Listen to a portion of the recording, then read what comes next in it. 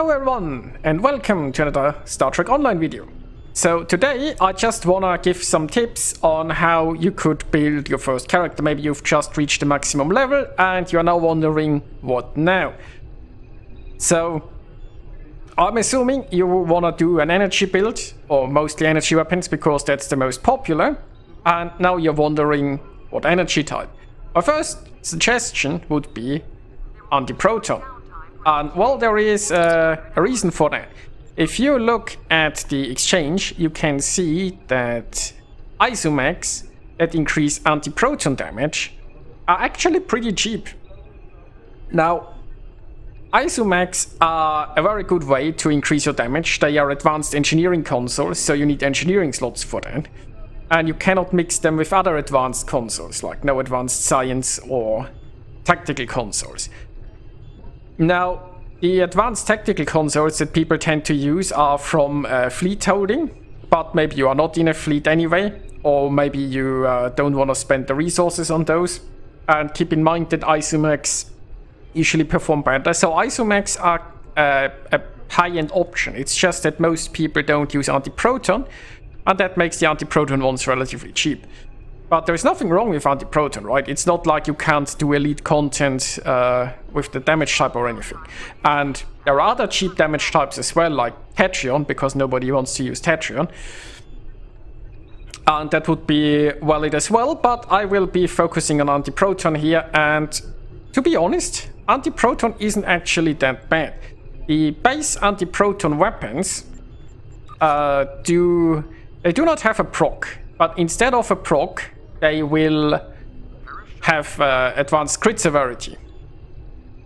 And that's not bad to have, right? That's something that always applies, and if you get your crit chance up, then you will be quite happy with it.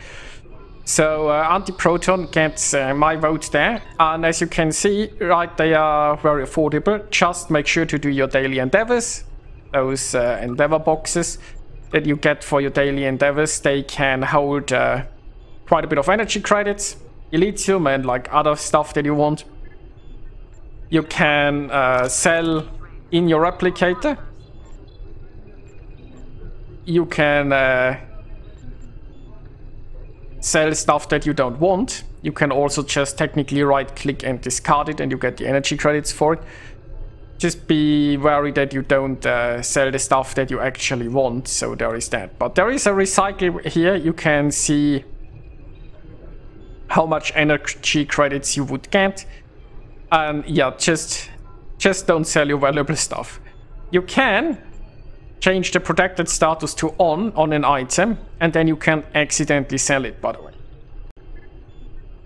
So, you got yourself some anti-proton isomex. Now you still need the weapons. You can just buy cheap ones in the exchange. If you start with Mark II weapons, you have the advantage that while you upgrade them, there is a chance that they increase in rarity, which makes getting higher rarities easier. But it also means you need a bit more material to upgrade them. Not that much, but still. You could also just play episodes. There is Fluid Dynamics, for example, which offers you a choice of some anti-proton weapons. You can get beams and dual beams here. There are also dual cannons. I think most people prefer dual heavy cannons, but you know, dual cannons should be fine as well. There are no turrets here. But that's definitely an option to get some weapons. There is the Dyson mission Sphere of Influence, where you can get an Omni Beam. Now, keep in mind, you can only slot one of those. Like, you can slot one set Omni and one non-set Omni. And the non-set Omni would be a crafted one. They are a bit more expensive. I think they go for around 1 million EC. Or maybe you can craft them yourself, depending on your crafting levels.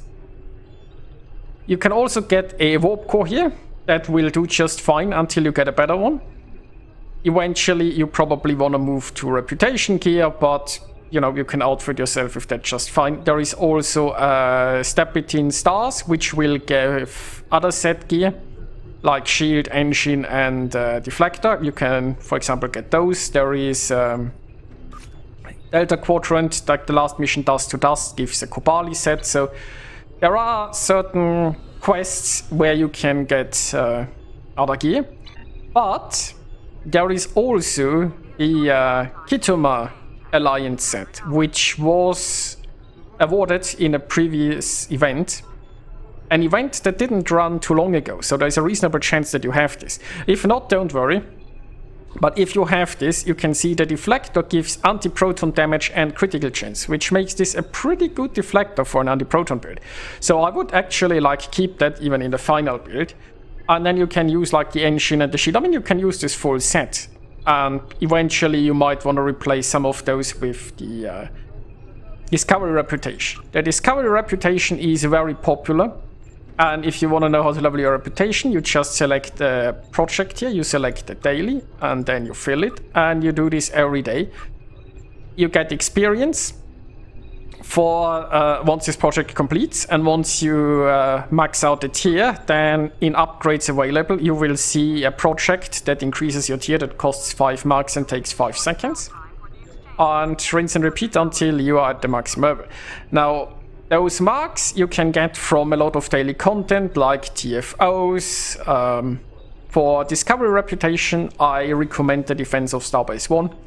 You can also, like 2 patrols or the current event. There's usually some sort of event running, and generally you want to complete those anyway. Like currently there is a Red Alert event, if you're watching this when this movie was produced. And the Red Alert event will in the end reward you with an ultimate tech upgrade, which is pretty nice as well, and helps you with upgrading. Now, speaking of upgrading, right? These Isomax, you're gonna buy them probably at Mark 2. And you don't want them at Mark 2 because, as you can see, the bonus here isn't very high. So what you wanna do is you wanna upgrade this item. But in order to upgrade it, you need a tech upgrade. Now, there are 2 sort of ways how you can go about this. You can have tech upgrades crafted once. So this is an engineering, so I would need an engineering upgrade for this. And I could throw this in there. But as you can see, it costs 1000 dilithium to upgrade this. There are also upgrade weekends, by the way. So sometimes you can get lucky and there's an upgrade weekend when you are rolling a new character also. I mean, you can always wait until there's an upgrade weekend, but it might take a while until the next comes around, and you might want to get at a higher level earlier than then. But you can take advantage of events to get a bit more out of that. But as you can see, if I want to upgrade this way, this gets me 12,800 technology points, and it costs me 1000 dilithium to apply this. So what's the alternative? Well, in the dilithium store, there are Phoenix price packs. You can buy them a single pack, or you can buy 10 packs. You get a small discount if you buy them 10 at a time. So let's buy 10 of those. And then you open them. Now, there are essentially 4 rarities of tokens that you can find in there. And now I've only gotten blues and purples. The yellow ones, you will never see them. They are so rare, you will never really see them realistically. But don't worry about this. This is not what this is about. So if you want to use your tokens, you press use here. And so in those 10, I didn't get an ultra rare one, but the ultra rares are not that rare. So eventually you will get one of those. It shouldn't take too long. And the interesting part here is probably the prolonged engagement photon torpedo. Now, this torpedo is one of the few that have a 180-degree firing arc. So if you are doing a broadside build, you really want to consider this torpedo. I mean, there are other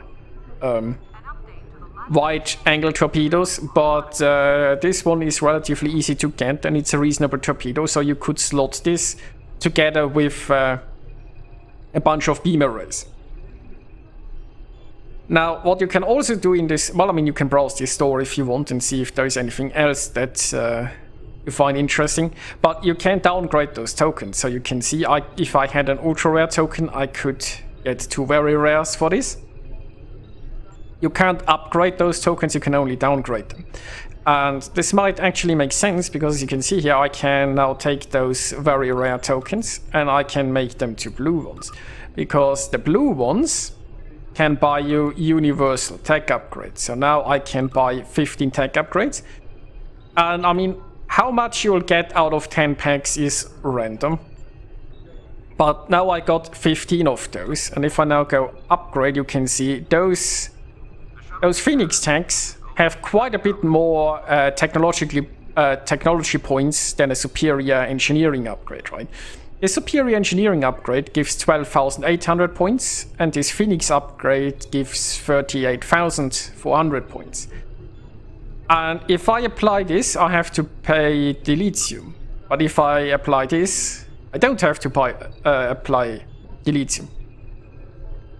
So instead of paying the Dilithium when you upgrade, you sort of pay the Dilithium up front to acquire those upgrades in the first place. But if you want to use superior upgrades, right? Those superior upgrades don't just appear out of nowhere. You'd have to either craft them or buy them, so you'd have to invest additional resources to get them.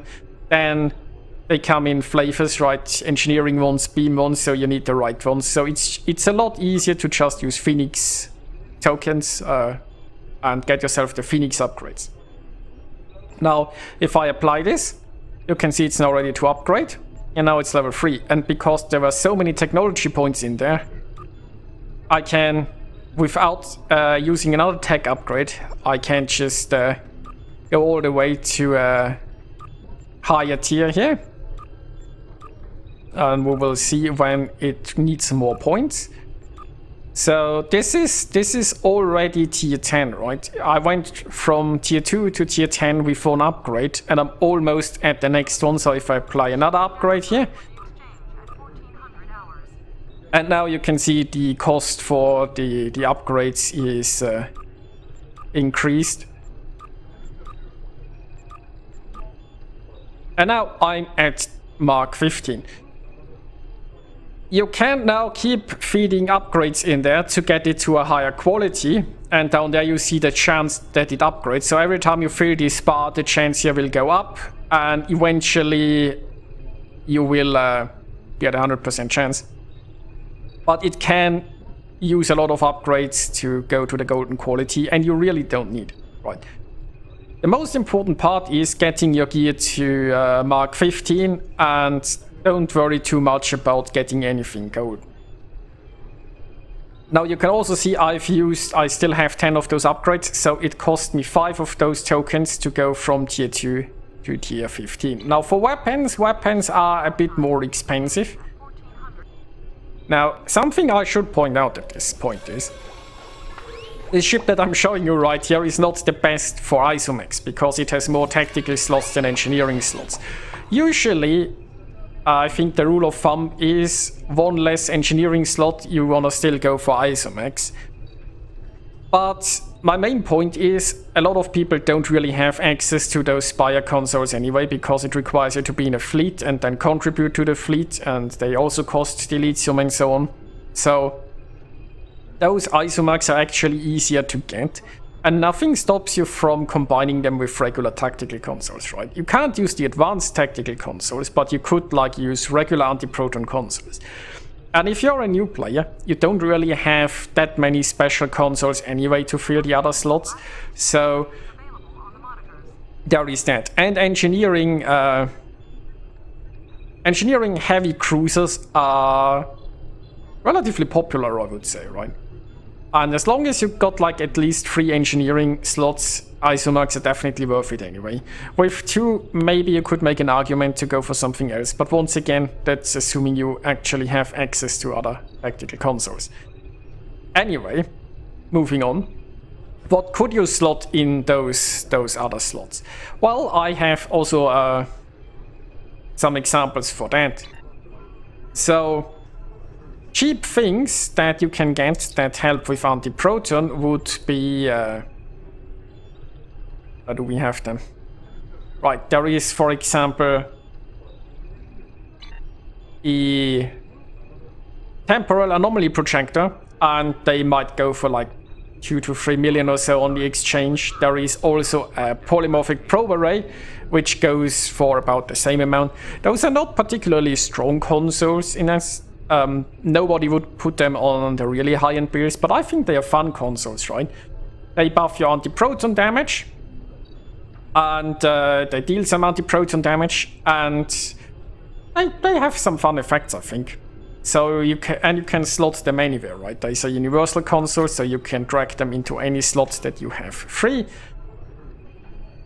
There might also be some other things that you have from events.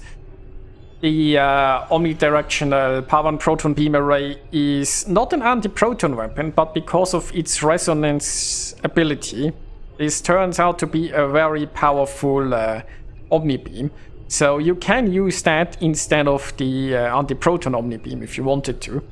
And you could even combine it with that console, because, I mean, it only buffs proton damage and 8% fire haste. It's not the best console there has ever been, but it will buff your array, and it gives you a bit of energy haste and so on. So not a bad thing to have around.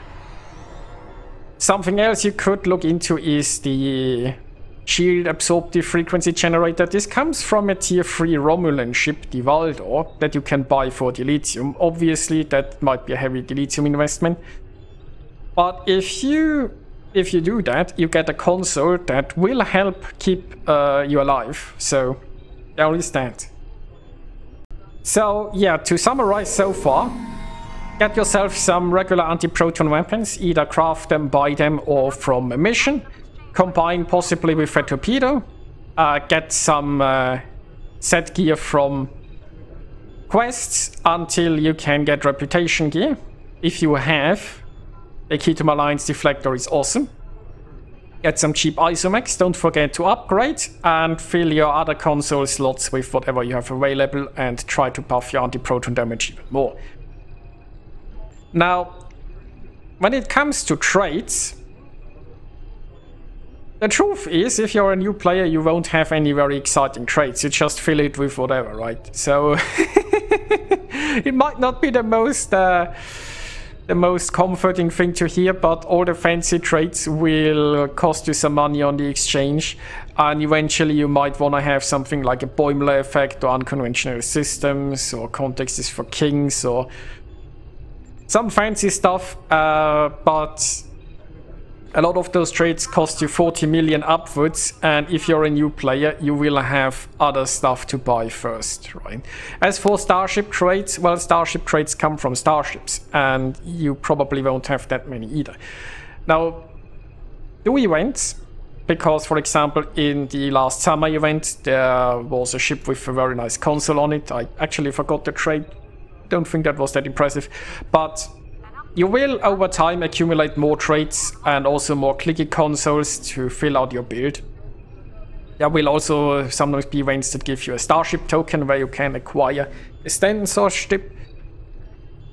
But yeah, if you're a new player, there really isn't much choice there, just use what you got. Which brings us to the last thing, which is bridge officer stations. Now, those skills are important. So let's have a look at the basic three, like tactical, engineering, and science, and let me give you some thoughts.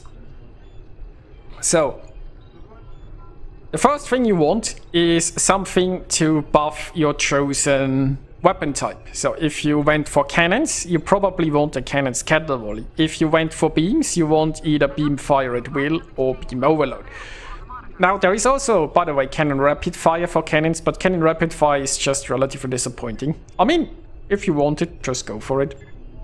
But personally I would prefer scatter volley. As for beams, beam overload, beam fire at will are both fine, I would say. Beam fire at will is not the strongest ability out there, but it looks nice and it's AoE, while beam overload is single target. You could also equip both, mind you. Now high-end builds will have some form of cooldown reduction and won't need to equip two of the same skill in a sense. But yeah, you probably don't have any cooldown reduction on a new build. So it's perfectly fine to run Beam Fire at will and Beam Overload at the same time and then alternate between those two.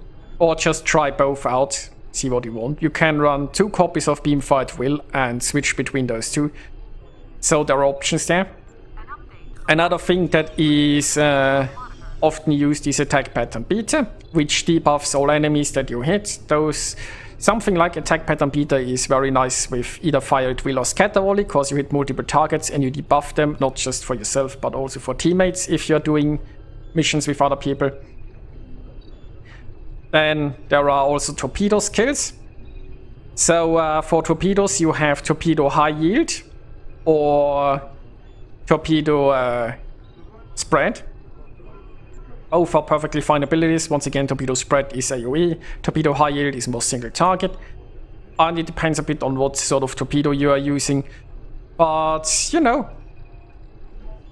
you should prioritize energy, and if you have enough slots, just use a torpedo skill as well. See, a lot of it depends on what ship you're flying and how many spaces you have, but my priority would definitely be an energy skill, and probably followed by a torpedo skill and then an attack pattern if there is room for it. Also, tactical team is something that I would advise you to try out, not really for the buffs, but for the automatic shield distribution. Now, you have 4 different shield facings, and if an enemy shoots you, it depletes the one facing that they shoot.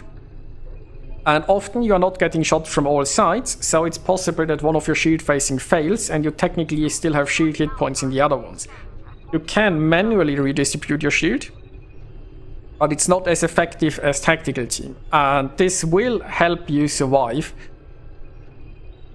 I know that in higher end builds they tend to ignore heals and they use fancy consoles and equipment and reputations and all sorts of other stuff to stay alive, and that shield healing is not that viable in the top high-end elite content, but for a lot of normal people, shield healing keeps them alive, so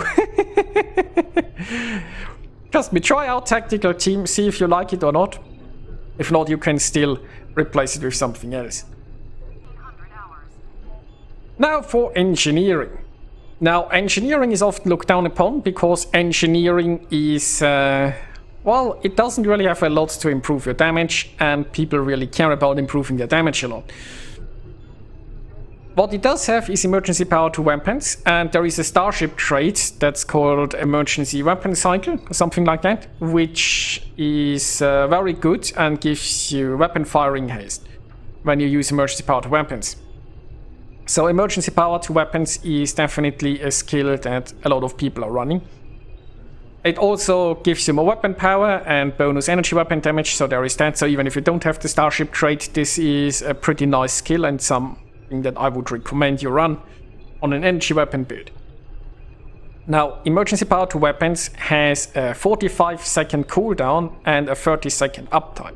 But if you run 2 copies of it, you can change them, because if you use emergency power to weapons, a second copy of emergency power to weapons will be on a 30-second cooldown, so you can neatly chain them one after the other and have the effect permanently. Or, if you have enough cooldown reduction, then running one of those is enough. Which brings us to the next part. You can run 2 emergency power abilities simultaneously. If you use emergency power to weapons, another emergency power, like emergency power to shields, will be on a 15-second cooldown. But you can essentially use emergency power to weapons, emergency power to shields, and emergency power to weapons, and that works out that both abilities are essentially permanently active. Now this is if you have cooldown reduction. If you don't, you'd need 2 copies of emergency power to weapons and 2 copies of emergency power to shields. So you'd go weapons, shields, then the next weapons, and the next shields, and so on, right? So you would chain sort of 4 abilities. There is no point in having a 3rd emergency weapon power type. So you don't need to run emergency power to shields, mind you. You could be running weapons and auxiliary, or weapons and engines, or weapons and shields. I would usually run weapons plus 1 other.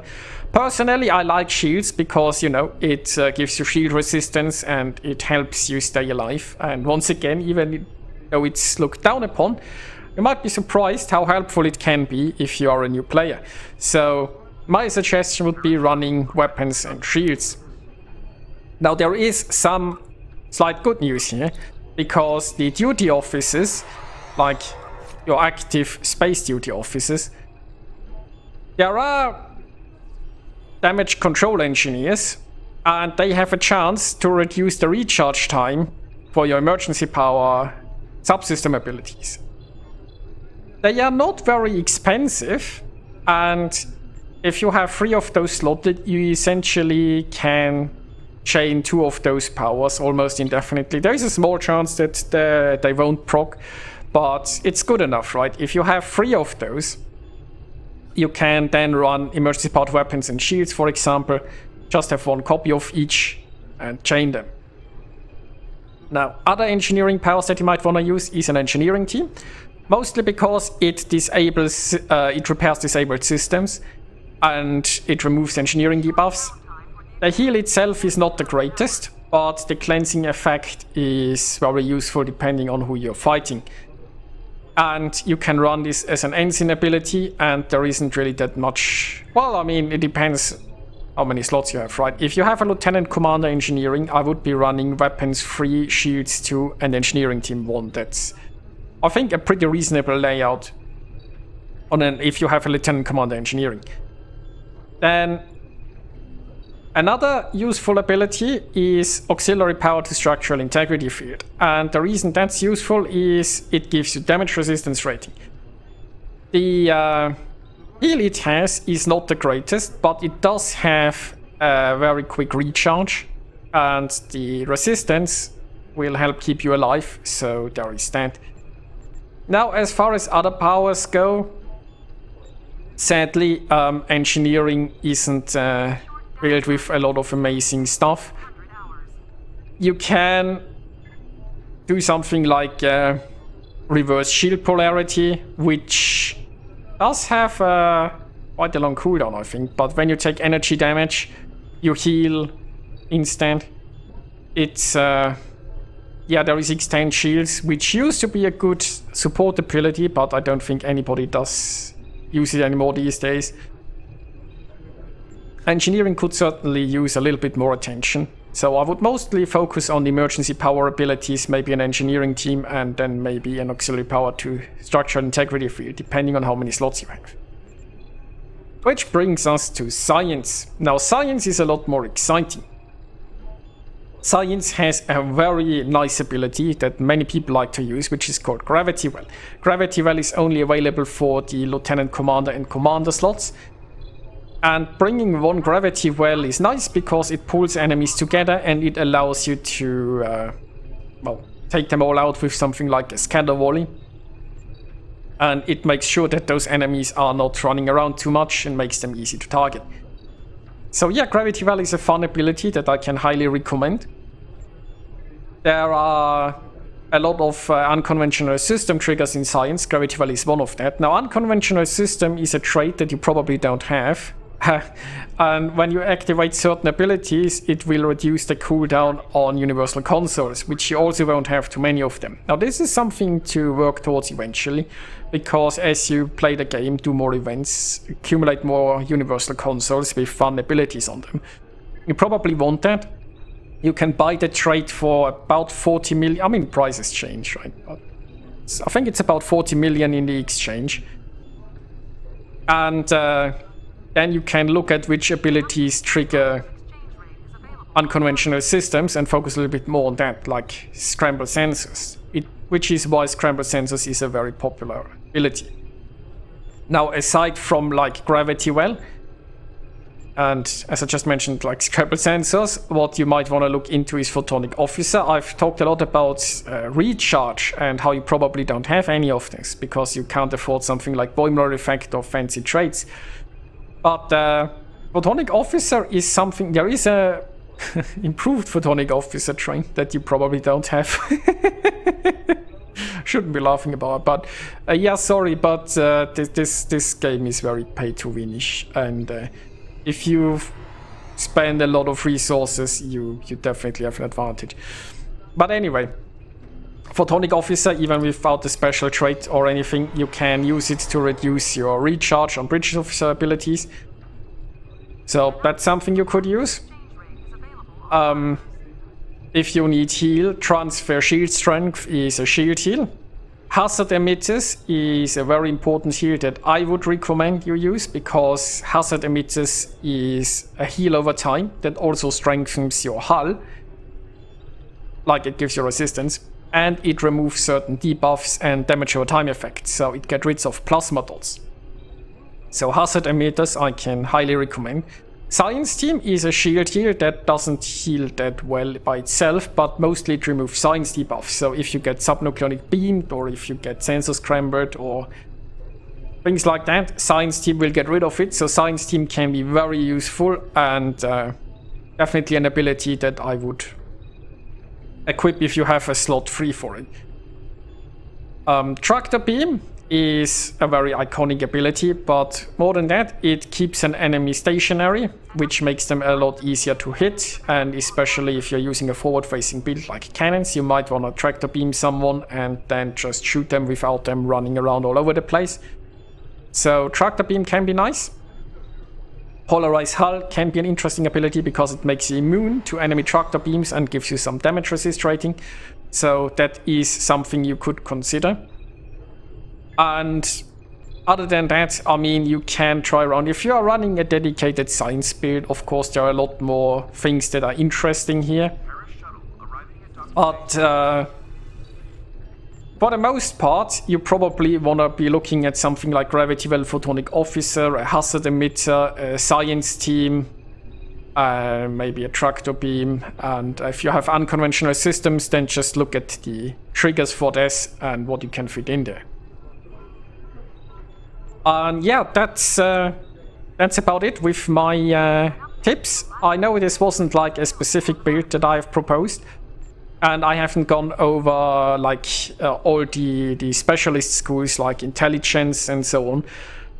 But to be fair, if you are new to the game, your ship probably doesn't have a lot of specialization seating. You might not even have a proper bridge officer for all the specialization seating.